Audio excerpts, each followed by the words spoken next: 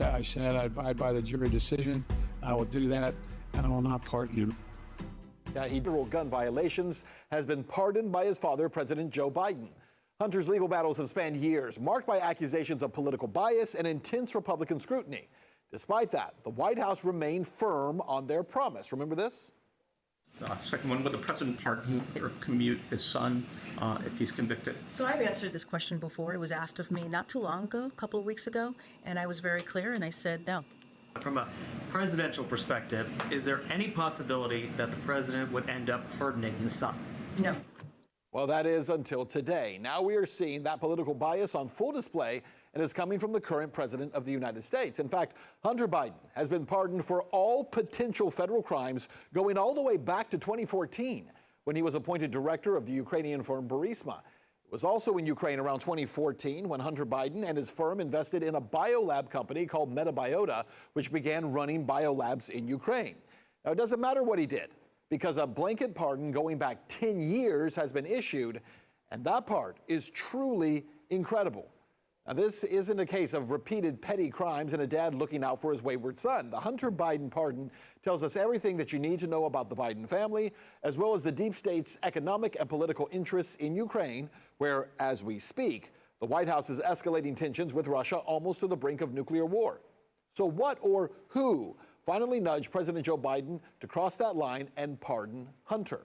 Well, rumors are swirling that Hunter actually threatened his father with a tell-all book. The next day, the pardon was issued, but this has not been confirmed. In his Sunday evening statement, President Biden claimed, quote, "I believe in the justice system, but raw politics infected this process, leading to a miscarriage of justice," end quote. It's ironic that the real miscarriage of justice here, though, is the fact that the sitting president has pardoned his son. But let's be honest here. Are you surprised by this?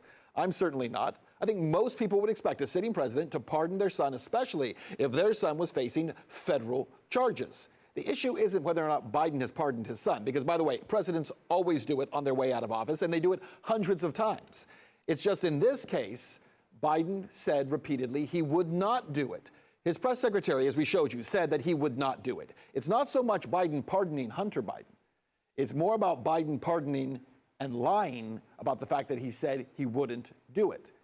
Now, all of that happening as, in the backdrop of it, the Trump administration is working to completely revamp the Justice Department, and they're doing so in a very big way by appointing Kash Patel, now nominated as the new FBI director. Listen.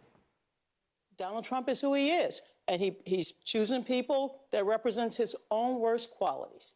This is not only bad for the men and women who run the FBI. This is not only bad for the rule of law. This is not only bad for the First Amendment. This is not only bad for the United States of America. Yeah, the media is all out melting down. Critics say that Patel is inexperienced, even though he is a former chief of staff at the Department of Defense, and others like John Bolton have compared him to a Soviet secret police leader. But here's the thing.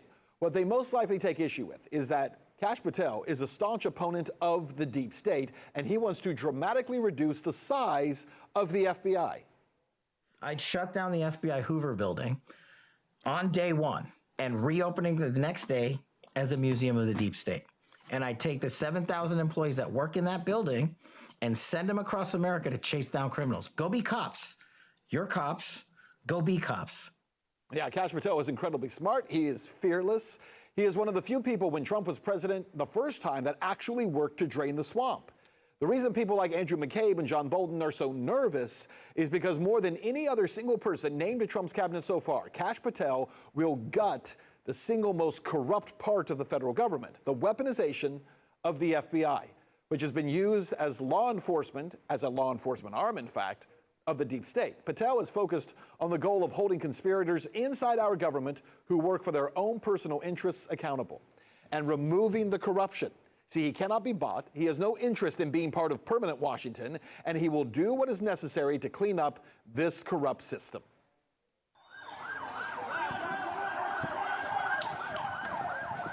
Well, meanwhile, northern Syria is erupting into chaos as we speak as insurgents, led by a terrorist group known as Hayat Tahrir al-Sham, seized control of Aleppo over the weekend, marking their most significant offensive since 2016. Now, these fighters were reportedly joined by Turkish-backed groups. They encountered very little resistance as they advanced, capturing towns where much of the country's Christian minority has lived for over 2,000 years.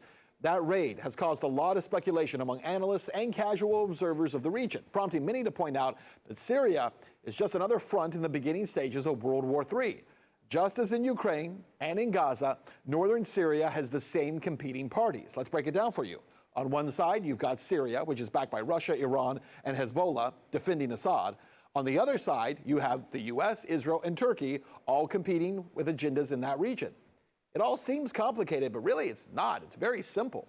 This is another proxy war pitting the United States, Israel, and their allies against the growing so-called axis of resistance.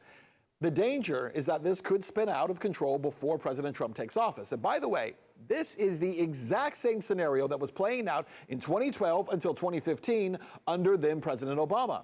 It was President Trump during his first term that stopped the U.S. funding of ISIS and shut down the attempted overthrow of Assad. Fascinating that only weeks before Trump takes office again, this is happening identically to the way it happened just 10 years ago. It's as if globalists have only one playbook and they just keep going back to it over and over and over again. And maybe it's because they do. And that is our show. You can check out all